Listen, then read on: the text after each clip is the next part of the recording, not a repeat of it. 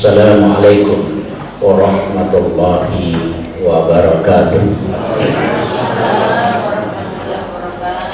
Alhamdulillahi ala ihsanihi wa syukru lahu ala taufiqihi wa imtihanihi.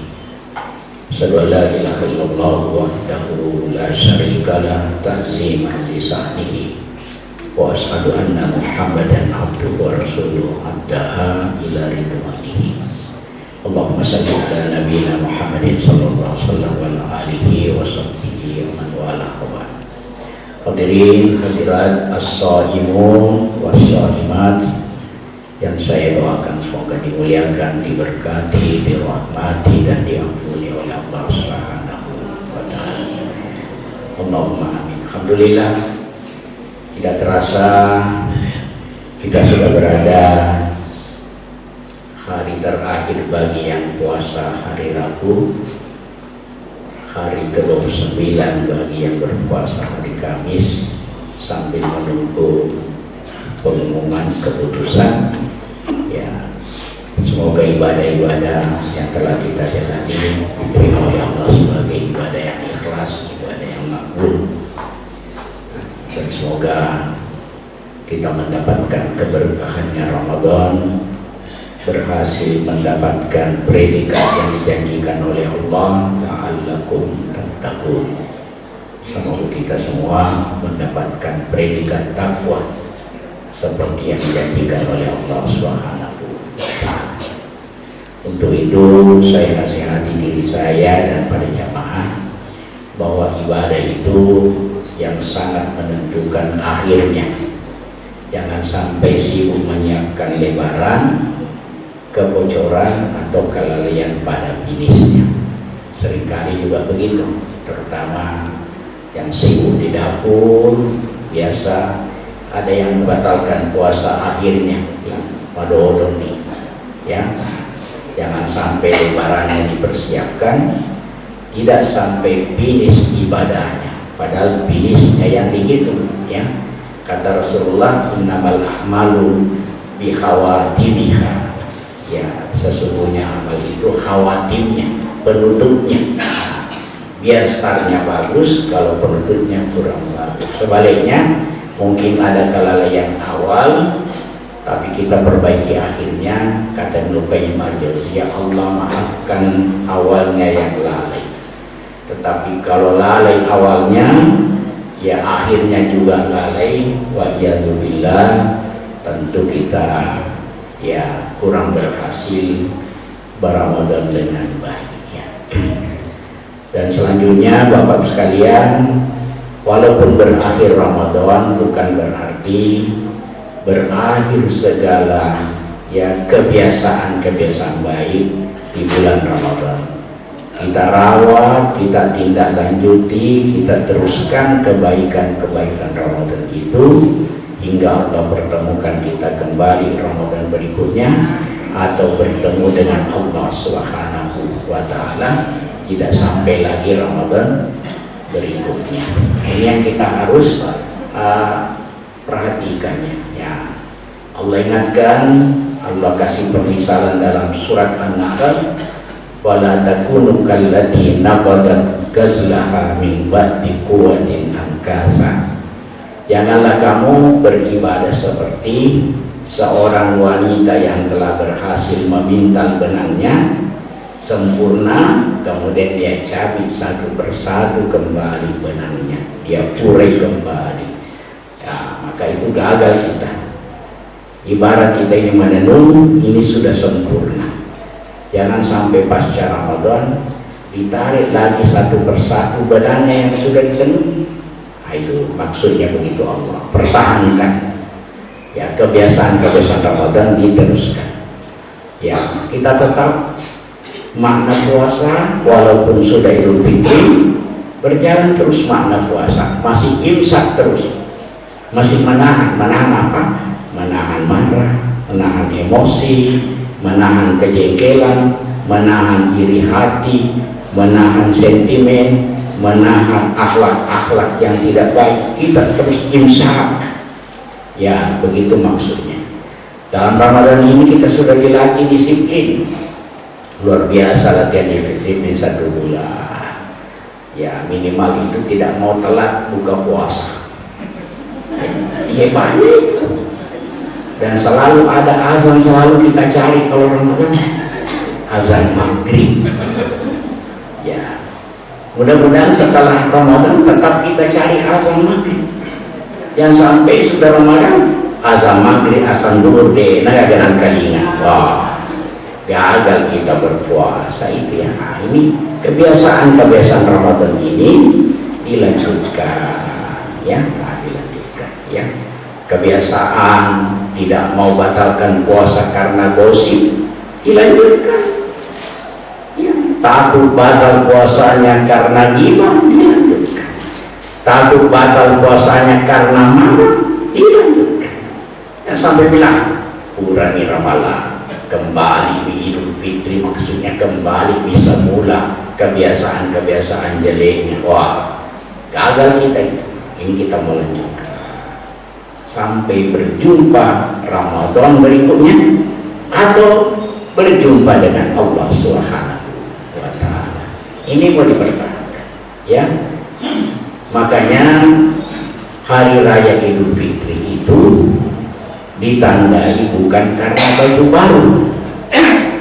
Ya, seorang khalifah namanya Umar bin Abdul Aziz pernah didesak oleh anaknya beli baju baru. Sampai Umar bin Abdul Aziz karena tidak punya uang datang ke Baitul Mal mau pinjam.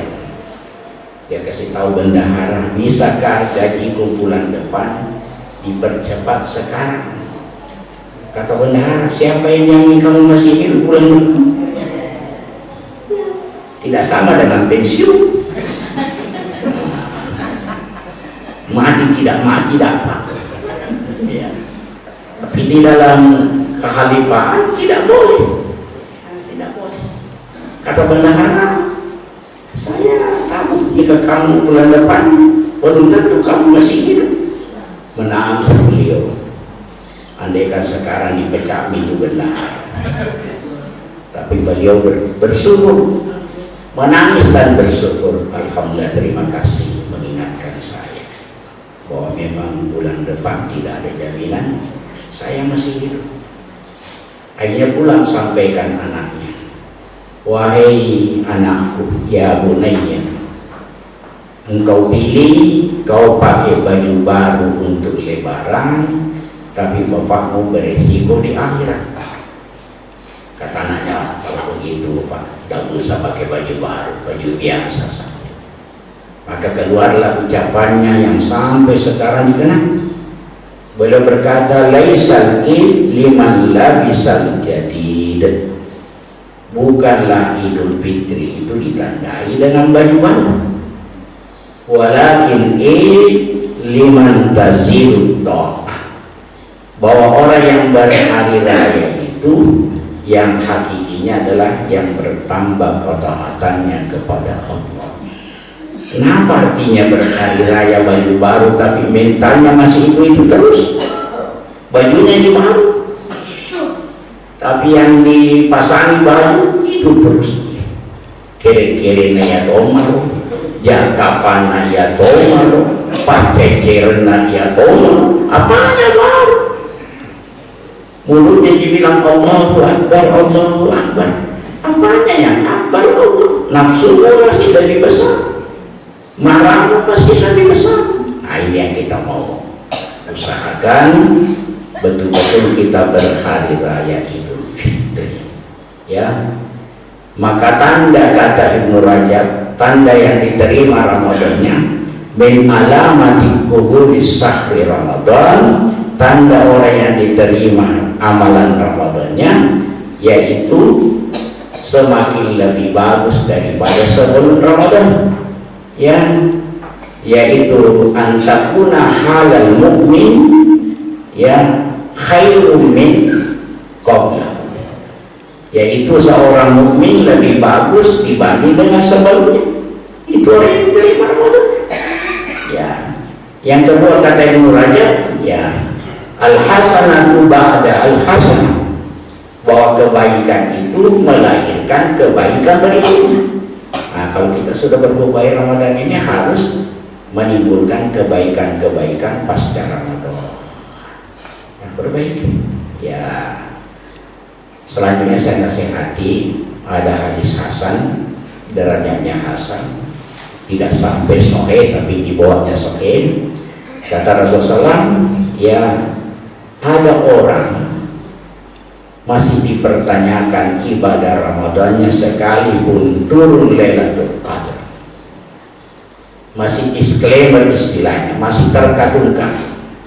Di antaranya adalah hukukul walidain, orang yang durhaka kepada kedua orang tuanya. Nah, mumpung ini masih ada hari-hari terakhir yang hidup bapak ibunya, minta maaf, minta didoakan, minta diikhlaskan. Jika berjauhan telepon, karena kalau orang tua ini marah, terancam kita punya ibadah, terancam. Yang hukukul walidain, ya, karena kedua orang tua ini posisinya urutan kedua setelah Allah. Setelah Allah berfirman, wa qadara rabbuka alla ta'budu illa iyyahu wa bil walidaini ihsana. Urutan kedua, ya, hendaklah kepada kedua orang tuamu ihsana. Dalam bahasa Arab ihsana ini adalah izin tafdil sama dengan akbar. Ya, bukan hanya baik tapi beri yang terbaik. Dan orang tua itu tidak selamanya diberi dengan harta, perhatian, penghormatan. Dan ketahuilah, sebaik apapun kebaikan kepada orang tua, itu bukan membalas, tidak bisa dibalas. Kenapa kita berbuat baik? Karena perintah Allah, bukan membalas, karena tidak bisa dibalas. Karena kita pernah tidur di perutnya ibu kita 9 bulan 10 hari. Kalau mau balas, kasih masuki juga ibu kembali di perut. Siapa yang bisa? Patamatoni indomu mengkolo. Tidak bisa. Tidak bisa. Makanya tidak ada istilah membalas, karena tidak bisa dibalas. Ada seorang menggendong ibunya tawaf dan sa'i, kemudian melapor kepada Umar bin Abdul Aziz, khalifah kelima. Ya Amirul Mukminin, apakah perlakuan saya ini menggendong ibu saya tawaf dan sa'i sudah membalas kebaikan ibu saya? Kata Umar, tidak ada apa-apanya itu, belum ada apa-apanya itu, ya. Karena ibumu itu melahirkan kamu masih kecil, menunggu engkau besar, dewasa, dan bermanfaat. Sementara engkau rawat ibumu dari tua menunggu matinya. Ya, satu menunggu hidup besar, satu menunggu mati. Kesama itu. Sidik tajam anak nama ropo tua dewasa, sidik tajam ibu nama tori, tajam mati-matinya. Apa ada cincin tajam mati, cincin tajam itu tidak bisa dibalas. Makanya berbuat baik, ya, karena al-walidani ya awsatu abwabil jannah, kata Rasulullah. Kedua orang tua itu pintu surga yang ada di tengah-tengah. Kata ulama, itu maksudnya memudahkan orang masuk surga lewat kedua orang tua. Makanya ada hadis sejalan dengan puasa, pernah Rasul mengatakan amin amin. Di antaranya kata Rasulullah, malaikat mengatakan rahima ampun, celaka. Di antara 3 orang yang celaka adalah abawaini, orang mendapati kedua orang tuanya, walam yadkhulul jannah, tapi tidak masuk surga lewat fasilitas kedua orang tua. Jadi mari kita perbaiki hubungan orang tua, yang sampai terlalu banyak disiarai kemana-mana. Belum dinasiarai orang tuanya. Malah ada sekarang lebih dahulukan menziarahi orang mati, bukan dilarang. Lebih dulu ziarah kubur daripada ziarah yang orang hidup. Kalau kuburan itu didoakan, boleh disiarai agar kita ambil pelajaran. Tapi yang lebih penting itu masih hidup-hidup. Mama kita, bapak kita. Ya, saya mau kasih contoh, tidak apa-apa dulu saya nanya. Iya, yang penting jangan ada minum. Ya, biar sama-sama haus. Nah, kita masih menikah dulu, saya berdiri. Ya, ada seorang alim namanya Alqamah. Alqamah ini pemuda alim diakui oleh Rasulullah dan para sahabat.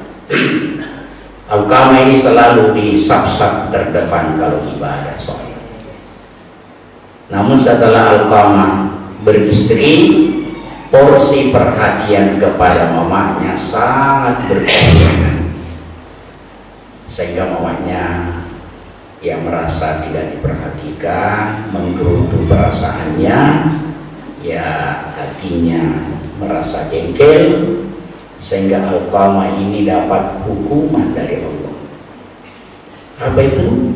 Sekarat berhari-hari, tidak putus sakaratnya dan susah menyebutkan la ilaha illallah, terhalang husnul khatimah. Sehingga sahabat memperhatikan ini agak resah, melapor kepada Rasulullah, ya Rasulullah, kita kenal namanya Alqamah. Kata Rasulullah, saya kenal. Kenapa itu? Sudah berhari-hari sekarat ya Rasulullah, dan susah kami tuntun untuk melepaskan la ilaha. Kata Rasulullah, masih ada orang tuanya? Kata sahabat, sisa ibunya. Kata Rasulullah, panggilkan ibunya. Ya, maka dipanggil ibunya menghadap, disampaikan bahwa anakmu Alqamah ada kesulitan. Bagaimana menurut kamu? Kata ibunya, itu soleh ya Rasulullah, tapi saya jengkel sama Alqamah setelah nikah itu, perhatiannya kepada saya sangat berkurang. Ya, sering dia kecewakan saya. Kata Rasulullah, bisa kau maafkan? Agak susah saya maafkan. Kata Rasulullah, kalau begitu ya sahabat, kumpul kayu bakar, kita bakar saja. Akhirnya dulu namanya itu orang tua, sejengkel-jengkelnya tidak mau lihat dua anaknya celaka betul ya. Ya Rasulullah, kalau begitu saya maafkan dengan itu. Akhirnya dituntun, ya sudah bisa, ya, sudah bisa. Pelajaran apa? Bahwa sesoleh-solehnya orang kalau durhaka kepada orang tua, hampir tidak ada manfaatnya kesolehannya. Ya. Yang kedua, doa orang tua itu makbul. Makanya ibu kalau marah sama anak, jangan sampai kemarahannya itu kayak berlebihan dan diijabah oleh Allah Subhanahu wa Ta'ala. Kalau marah jangan ada yang terlalu berlebihan sama anak. Ya. Yang ketiga ini, ibu walaupun sejengkel-jengkelnya tidak rela juga itu kalau diperhadapkan dengan anak. Ya. Nah, makanya ini ya, itu. Satu lagi, ada namanya Al-Jurayj, kita sudah sering juga dengarnya. Ini Bani Israel, tidak sesama dengan Nabi, tapi Nabi mengeluarkan hadis Bukhari Muslim terkait dengan kisahnya Al-Jurayj. Al-Jurayj juga ini orang saleh Bani Israel, sampai buat mihrab, tempat berdoa, berzikir, sholat sunnah, ya, bikin mihrab. Ya. Ini ibunya 3 kali dalam kisah itu mendatangi Jurayj, berisakan tidak pernah dijawab karena selalu sholat sunnah. Ya.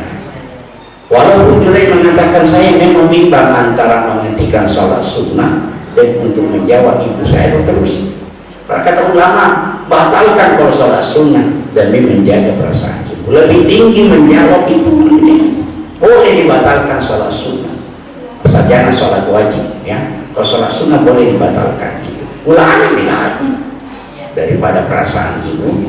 Ya. Akhirnya ibunya itu bersumpah, Allahumma la tumithu Jurayj, ya Allah jangan matikan Jurayj sebelum berjumpa dengan wanita berzina. Dan makbul doanya. Tidak lama datang wanita berzina menggoda. Cuma alhamdulillah Jurayj ini istiqamah, selalu dia tolak. Akhirnya dia berzina dengan penjaga atau pengembala di dekat mihrabnya Jurayj. Dan setelah hamil, ya mulailah dituduhkan bahwa yang menghamili itu adalah Jurayj. Sampai lahir anaknya bahwa itu anaknya Jurayj. Sampai dibongkar itu mihrabnya. Ya, dibongkar, dihancurkan, dan dia nilai oleh raja, dipanggil Juraij mempertanggungjawabkan perbuatannya dan dihadapkan itu bayi, ya. Dan alhamdulillah Juraij berdoa, ya Allah, singkap kepalsuan. Akhirnya Juraij berdoa, setelah itu dia pegang perutnya itu bayi dan berkata, man abuka, siapa bapakmu wahai gulam?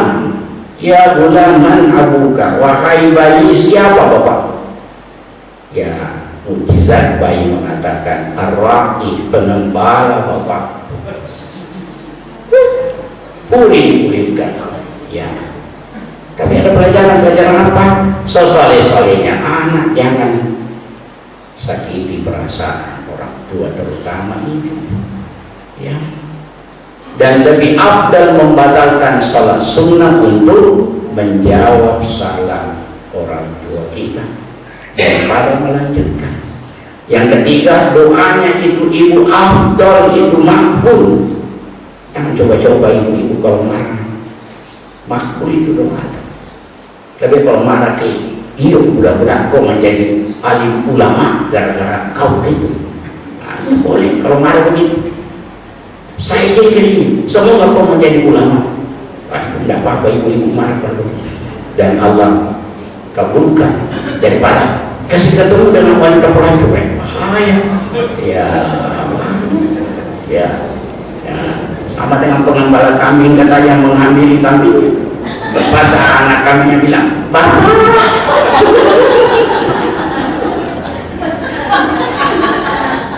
kenapa ada kambing tidak dilambing? Astagfirullah. Jadi itu makhluk itu, ya. Contoh ketiga terbalik, tidak apa-apa, duduk saya sampai seluruh gelar. Ya, yang berapa sebut ini? Bertahan lagi sama-sama. Ya, terakhir Tommy ini saya tercatat terakhir. Ada namanya Uwais Al-Qarni. Ini terbaliknya. Uwais Al-Qarni ini adalah pemuda Yaman, pernah kena penyakit sobah, ya, penyakit kulit, dan sembuh, tapi masih ada bekasnya sebesar 1 koin di tengkuknya. Tidak pernah berjumpa dengan Nabi, tetapi sezaman dengan Nabi. Tapi Nabi pesan kepada sahabat, jika kamu naik tanah suci, cari namanya Uwais Al-Qarni, minta didoakan, minta dimohonkan ampun, pasti Allah kabulkan permintaannya. Uwais luar biasa, padahal orang miskin. Inilah yang dimaksud, ada orang tidak terkenal di bumi tapi terkenal di langit. Sebaliknya banyak orang tenar di bumi tapi tidak ada kenal di langit. Apalagi sekarang dengan medsos, gampang sekali orang tenar walaupun tidak mudah dipercaya, ya. Terlalu mudah orang menjadi figur tokoh walaupun tidak mudah diteladani. Itu sekarang zamannya. Ya, kenapa Uwais Al-Qarni? Ini pemuda tidak pernah menolak permintaan mamanya, sesulit apapun, sampai permintaan terakhirnya mamanya, nah saya ingin ke Baitullah, mau naik haji. Katanya anaknya nih, bagaimana kita orang miskin, ya, tidak ada kendaraan. Apa yang terjadi? Dia beli kerbau. Mulai anak kerbau, dia angkat tiap pagi olahraganya sampai ditertawai, gila sekali. Sampai bukan anak kerbau, sampai induk kerbau masuk tiap pagi, ya. Sampai dibandingkan beratnya kerbau ini lebih berat daripada mama saya. Sudah bisa gendong mamaku ini, karena kerbau saja saya sudah bisa gendong.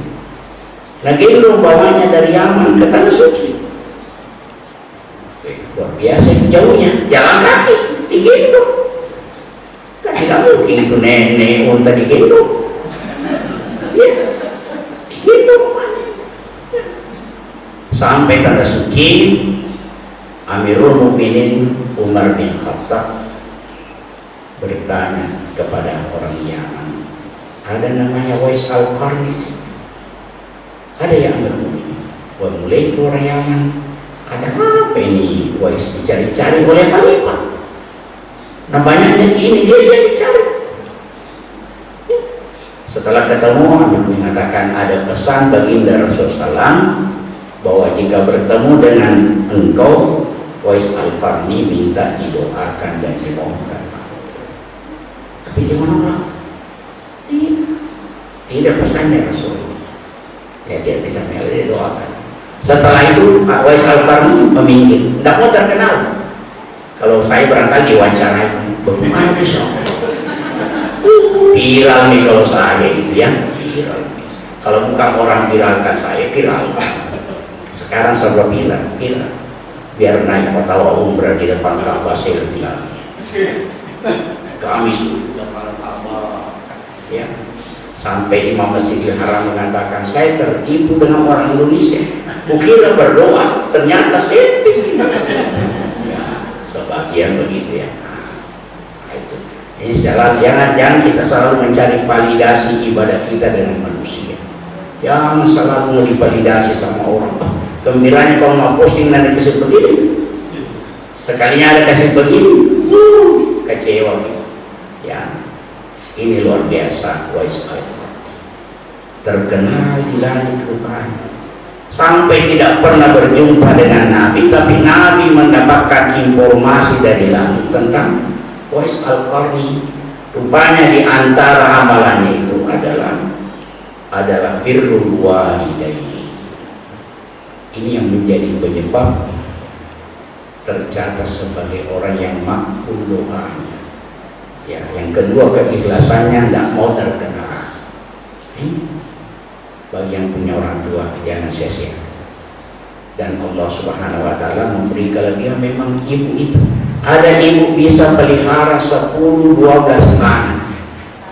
Tapi ada 12 anak tidak bisa pelihara satu ibu. Satu ibu bisa pelihara 10-12 anak. Seperti istri saya, 10 anaknya itu istri pertama saya.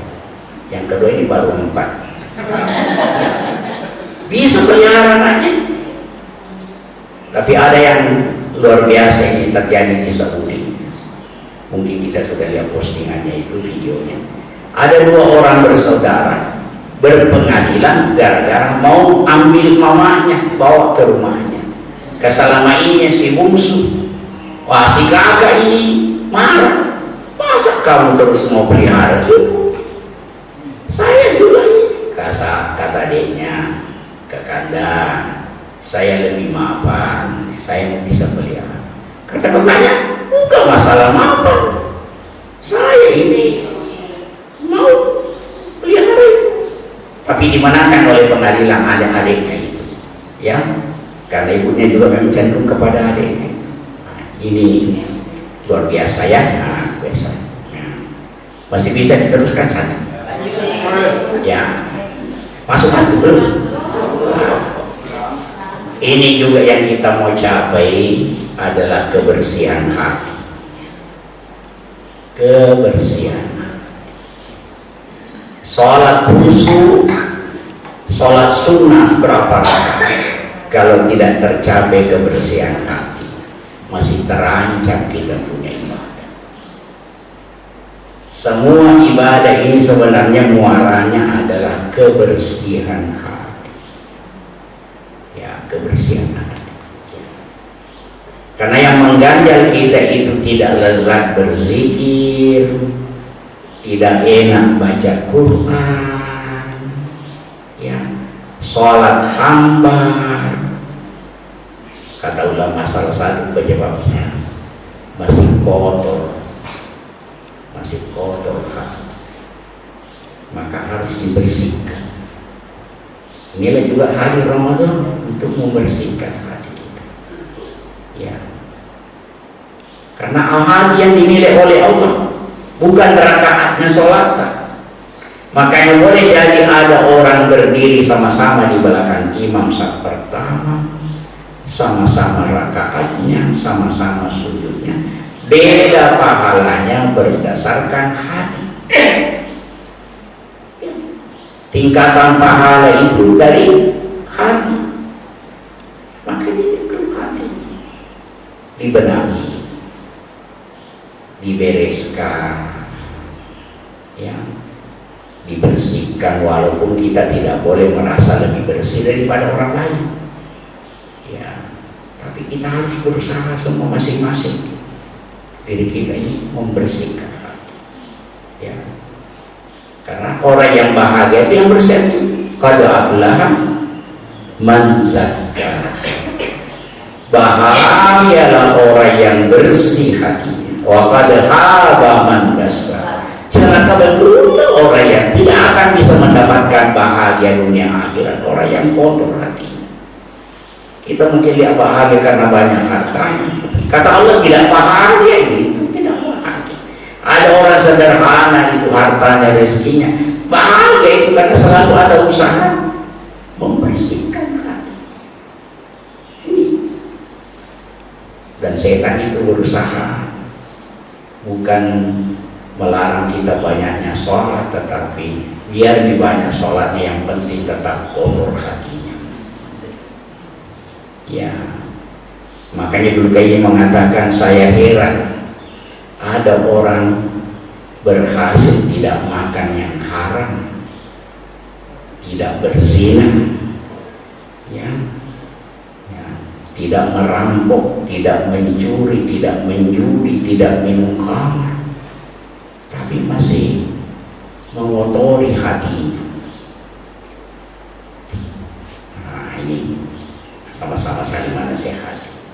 Saya tidak mengatakan bahwa saya sudah bersih, tapi usaha terus bersih. Walaupun mungkin nanti tidak bisa bersih sekali, tapi Allah melihat ada usaha.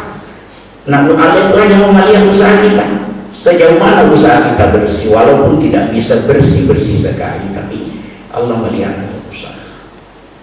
Jangan membiarkan waktu kita mengotori sendiri, kita punya jiwa, ya. Sampai ada orang dijamin masuk surga oleh Rasulullah. Suatu ketika Rasulullah di Masjid Nabawi, Rasul mengatakan, maru, lewatlah rajulun, seorang laki-laki yang dijamin masuk surga. Besoknya lagi bilang seperti itu, dan orang yang sama, orang Ansar, tapi tidak disebut namanya dalam hadis. Yang disebut namanya itu yang mencari, menginap di rumahnya itu seorang sahabat namanya Abdullah Al-Amr bin As, tapi pelakunya ini yang dijamin surga tidak disebut namanya. Kata ulama, itu artinya tidak penting orangnya itu, yang penting itu sifat-sifatnya mau dicontoh. 3 hari berturut-turut, sampai Abdullah bin Umar ini bertanya kepada orang yang dijamin, bisakah saya ikut ke rumah? Karena saya bermasalah sedikit dengan orang tua. Hanya nginaplah 3 malam. Jadi sunnahnya itu menginap di rumahnya sahabat 3 malam. Jangan langsung 3 bulan. Pusing itu punya rumah. Nah, mau kan nginap di rumah ada 3 bulan, mati misalnya. Bak kos-kos ini 3 malam di sunnahnya. Nanti 3 malamnya kalau kita mau lagi lanjut, mau gak lagi lanjut 3 malam. Kalau 10 kali begitu kan 1 bulan. Tidak boleh langsung saya mau bermalam di rumahnya 3 malam, 3 bulan. Apalagi 3 tahun ya. Di kota motor kayak kalau mahkota ya. Hanya bermalam 3 malam, dia praktikan. Tidak juga ada bangun sholat malam. Tidak panjang juga zikirnya, biasa-biasa. Kata Abdullah bin As, Al-Amr bin As. Akhirnya hari terakhir sudah mau pulang, mau pamit. Saya mau permisi, terima kasih. Tapi sebelum saya pergi, saya mau bertanya, amalan apa yang kita lakukan sampai dijamin masuk surga? Kata orang asal, seperti yang kau saksikan. Mau pergi panggil kembali, cuma saya itu ada satu Saya tidak tidur sebelum saya bayangkan orang yang saya interaksi seharian, dan saya maafkan kalau ada kesalahan walaupun dia tidak minta maaf. Jadi aslinya orang mukmin itu pemaaf tanpa diminta maaf. Kita tidak akan orang pegang ujungnya belum kita minta maaf. Semakin dilihat wajahnya semakin keret-keretan. Bukan orang mukmin betul itu, belum orang mukmin itu. Kan orang mukmin itu ya wal kadhiminal baik wal afina 'anil nas. Orang mukmin itu kalau marah tidak tentara marahnya. Kita ini satu kabupaten tahu kalau marah kita. Ya. Ada kaum orang kalau berdua ini tidak marah, pas banyak orang baru marah. Topi lorat to. Pak Mega 4 tahun pemacaya. Betul nasi Pak dua. Amak-amak pas Mega tahu mah jago-jago. Pene tahan mah jago. Sekalian pesan tahu koma. Ada tahu orang begitu. Ya. Kalau di sini tidak ada yang mau mengaku. Ya, itu rupanya menjadi salah satu sebab Rasulullah tidak punya dendam, tidak menyimpan dendamnya, tidak mau setidur dengan dendamnya. Dia kasih tindoa China, nggak tahu si tindoa China, si tindoa kiri-kirinya, bahkan si matian kiri-kirinya wajah. Maafin taruh kering-kering, maafin taruh jangan. Wah iya ini yang kita mau bersihkan. Makanya amalan batin itu lebih tinggi nilainya daripada amalan fisik. Ya. Amalan batin yang paling tinggi, termasuk sabar. Amalan batin yang tinggi itu sabar. Ya. Seperti yang dimiliki Nabi Yusuf. Bayangkan Nabi Yusuf bersaudara. Jadi biar orang bersaudara kalau ada sentimennya bahaya itu mau bunuh dia. Karena ini dia bilang ini bapakku. Inna abi lafi dolarim mubin. Nabi Yakub. Siapa namanya bapaknya Nabi Yusuf? Nabi Yakub ini bapakku ini sesat. Bayangkan Nasani sesat bapaknya pada Nabi. Hanya gara-gara ini. Ya. Akhirnya neraka yasa. Bapak maukah panggil adikku main-main di hutan? Kasihan adikku kalau tidak main-main mati di hutan. Kata bapaknya, nanti amani serigala dia. Siapa tahu keterkam serigala. Bilang masa mau keterkam lalu hukumannya nih. Saya kakaknya besar. Ya, saya kuat. Ya, kata Pak, bawa mana dia? Nah, bawa ke hutan. Ya, ada mengatakan puluh Yusuf di antara bersaudara itu bilang bunuh saja itu adik, supaya kalau tidak ada Yusuf ini nana perhatikan bapak kita. Tidak ada perhatian bapak ke Yusuf. Kayak ini yang meminta bapak ini perhatiannya ke Yusuf. Kalau ini kagak Yusuf ini nama masalah puji bapak. Tapi ada mengatakan latak dulu, jangan dibunuh kodok, kasih masuk bisa aja di sumur. Ini saudara ini anak Nabi. Jadi kalau ada anak ustadz mah berkelahi biasa, anak Nabi lagi berkelahi. Ya. Apalagi gua anak pejabat, ya biasa.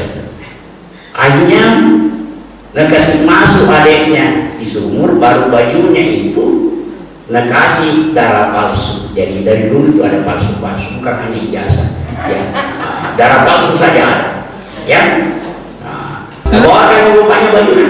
Pak, namakan kisah serigala adikku. Ini bajunya berlumuran. Tapi Nabi aku bilang, macam toro serigala Pak. Dia bangka-bangka bajunan nama ade tahu lah.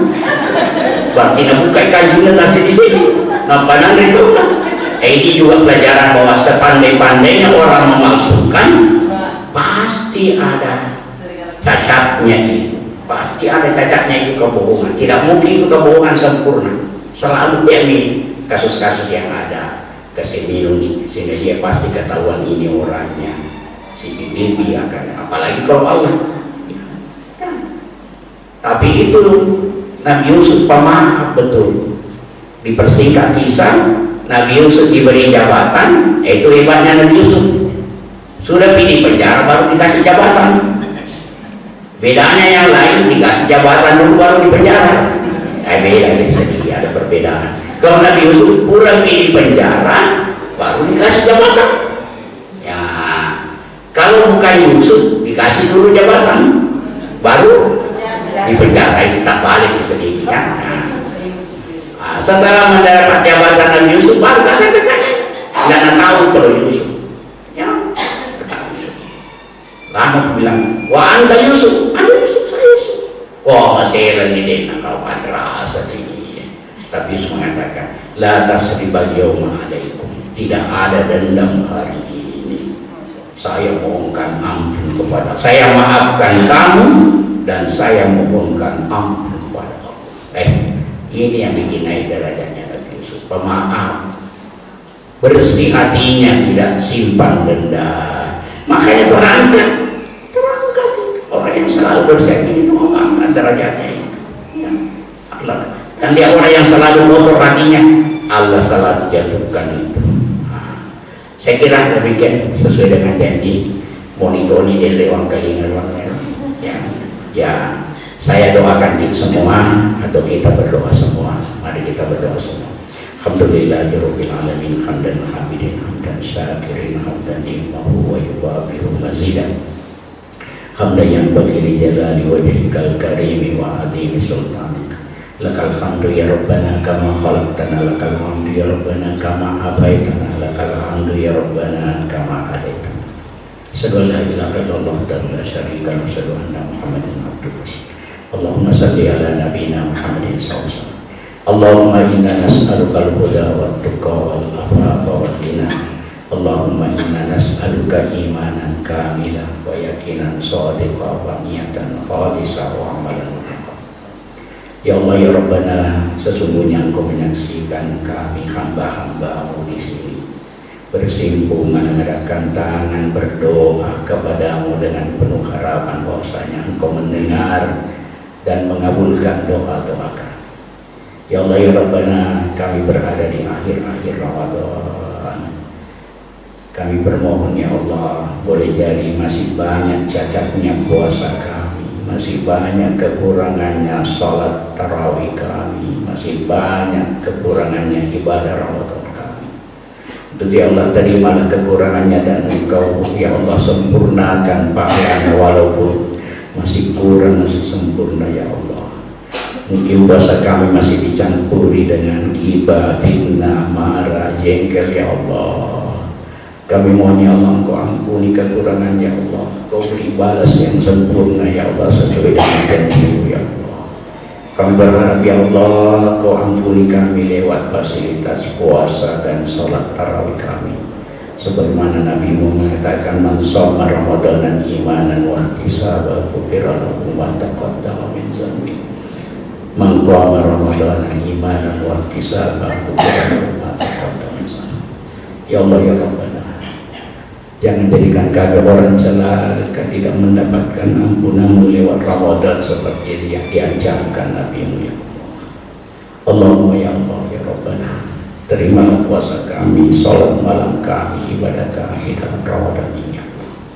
Allahumma aslih lana dinana alladhi huwa ismatu amrina. Ya Allah ya Rabbana, perbaikilah urusan ibadah kami karena itu adalah tumpuan harapan bagi kami. Wa aslih lana dunyana allati fiha ma'asuna. Ya Allah ya Rabbana, perbaikilah urusan dunia kami karena di sini kami hidup. Wa aslih lana akhiratal lati hiya ma'adun. Ya Allah ya Rabbana, perbaikilah urusan akhirat kami karena di sanalah tempat kami kembali. Wa ja'alil hayata ziyadatan lana fi kulli khair. Ya Allah ya Rabbana, jadikanlah umurku ini sebagai kesempatan memperbanyak kebaikan. Wa ja'alil mauta rahatan lana min kulli syarr. Ya Allah ya Rabbana, jadikanlah kematianku kelak istirahat dari segala macam kesusahan. Allahumma ya Allah ya Rabbana, jadikanlah kami orang-orang anak yang selalu berbakti kepada kedua orang tuanya. Jauhkan kami dari sifat-sifat hukukul walidain, durhaka kepada kedua orang tua. Ya Allah ya Rabbana, jadikanlah Ramadan ini ya Allah bukan Ramadan terakhir bagi kami ya Allah. Kami berharap ya Allah memberikan kesempatan kembali berRamadan dan beri taufik hidayah untuk kami berusaha meningkatkan ibadah kami melebihi ibadah kami sekarang ya Allah. Ya Allah ya Rabbana, jadikanlah Ramadan ini sebagai cahaya hidup kami dan cahaya di kuburan kami, cahaya di akhirat kami ya Allah. Rabbana zalamna anfusana wa illam taghfir lana wa tarhamna lanakunanna minal khasirin. Rabbana hab lana min azwajina wa dzurriyyatina qurrata a'yun waj'alna lil muttaqina imama. Rabbana atina fid dunya hasanah wa fil akhirati hasanah wa qina adzabannar. Subhana rabbika rabbil izzati amma yasifun wa salamun walhamdulillahi rabbil alamin. Billahi taufiq wal hidayah. Wassalamualaikum warahmatullahi wabarakatuh. Waalaikumsalam.